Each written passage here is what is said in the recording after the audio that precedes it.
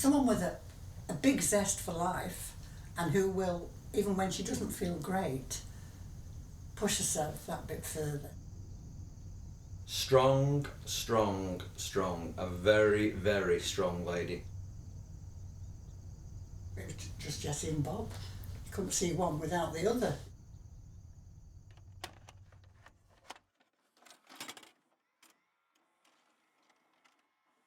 How would you describe your parents' relationship? Very close, very loving, I would say. Certainly, both parents were affectionate and emotional. I think my dad, for his generation, he was quite unusual in that respect.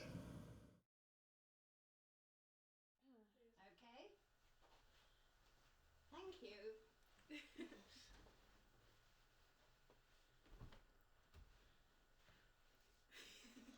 Do you have a favourite memory together? There's that many. Obviously, the day we got married. Once got to the altar and you get married, put the ring on, he couldn't get my ring on. And he's grumbling. Your finger's swollen. I said, no, it's you that's struggling. Yeah, the next thing was that when our ruby wedding and we retook our vows, and we're saying the vows, and he filled up and he actually cried. The tears was coming down his face. I remember grabbing his hand.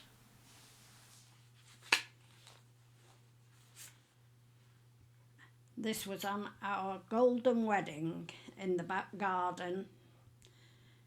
Bob and I cutting the cake, raising money for the Alzheimer's research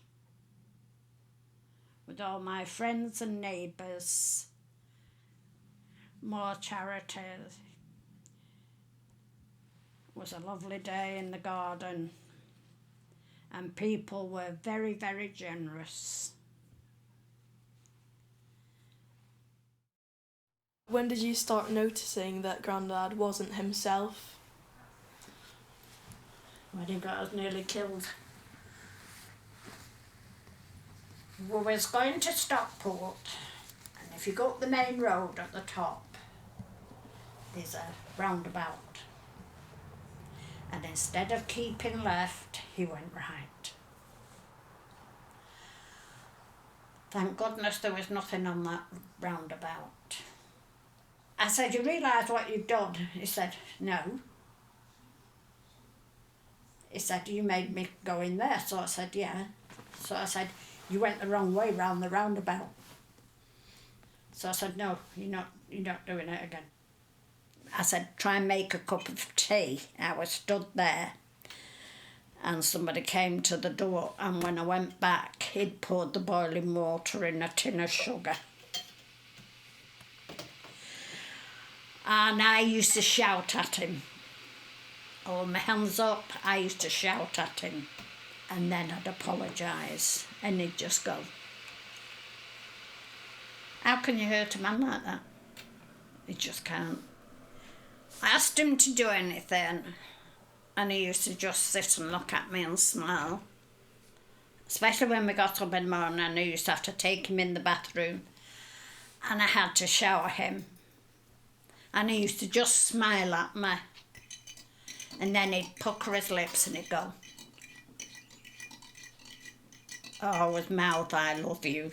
Always, every day. It was hard work. None of the family knew all this.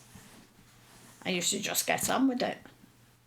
Why did you decide to do the fundraisers? Oh, well, I just want at the end of this, I want people to go research, try and get a cure for this, because you lose that person twice. You lose them with the memory, and then you lose them when they pass away. And it's not the person I married that had that dementia. Everybody mentions him. Oh, we can see Bob now. working in the garden. We can see Bob, he always had a paintbrush in his hand or he had a cloth in his hand. Things have got neglected since he's gone.